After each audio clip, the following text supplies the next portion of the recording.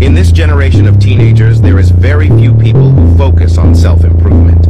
They call themselves the 1%. They truly believe they need to sacrifice and devote their lives to becoming the best version of themselves. They believe that there is nothing that will hold them back from unlocking their true potential.